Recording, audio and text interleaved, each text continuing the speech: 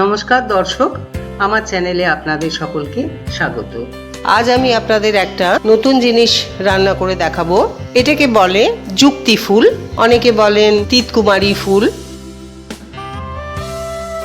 ফুলগুলো দেখুন, এরকম দেখতে হয়। এরকম একটা বাঞ্চ থাকে, এই পোর্শনটা জাস্ট খুলে নিতে হয়, বাকিটুকু খাওয়া যায়। এই চৈত্র মাসে অথবা মার্চ মাসের শেষের দিকে বাজারে আপনি পাবেন। এটা অ্যান্টিপক্স, সেজন্য অন্তত বছরে এই সময়টুকু পাওয়া যায়, একদিন দুদিন যেটুকু সম্ভব কিনে খেতে পারলে ভালো। রান্নাটা একেবারেই সহজ। তো দেখুন, আমি যুক্তি ফুল নিয়েছি কিছু, যেটা আমি ধুয়ে বেছে পরিষ্কার করে নিয়েছি। অল্প একটু বেগুন নিয়েছি, কয়েকটা শুকনো লঙ্কা, একটু নুন দেব, সর্ষের তেলে আমি রান্নাটা করব। চলুন দেখে নিন কিভাবে আমি এটা বানাচ্ছি।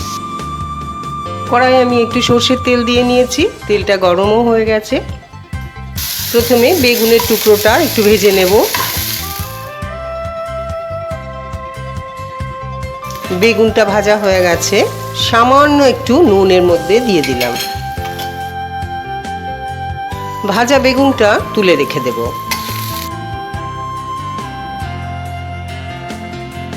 এখন যে তেল লেফট ওভার রয়ে গেল, এই তেলের মধ্যে কয়েকটা শুকনো লঙ্কা দিয়ে দিচ্ছি। এবার ফুলগুলো দিয়ে দিচ্ছি। ফুলের পরিমাণটা আমার একটু বেশি বলে আমি একটু বেশি পরিমাণে সর্ষের তেল দিচ্ছি।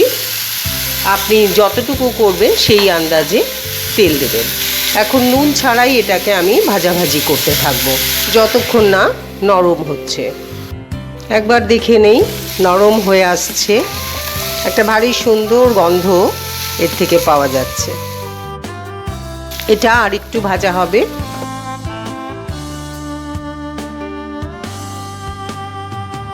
ফুলটা প্রায় ভাজা ভাজা হয়ে এসছে।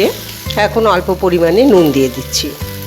এই নুন থেকে একটু জল বেরোবে, সেটা শুকিয়ে গেলেই রান্নাটা কমপ্লিট হয়ে যাবে।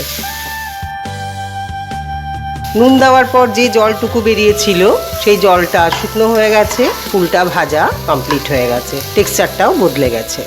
বেগুন ভাজাটা এর মধ্যে মিশিয়ে দিলাম।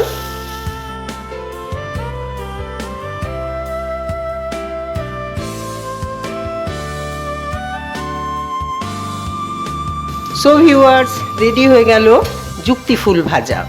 এটা অ্যান্টিপক্স একাধারে, আর খেতে তো সুস্বাদু বটেই।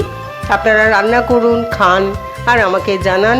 যারা এখনও আমার রান্না দেখেননি তারা দেখুন, সাবস্ক্রাইব করুন, বেল আইকনে প্রেস করে রাখুন। আমার রান্না আপলোড দিলে সাথে সাথে আপনার কাছে পৌঁছে যাবে। ধন্যবাদ।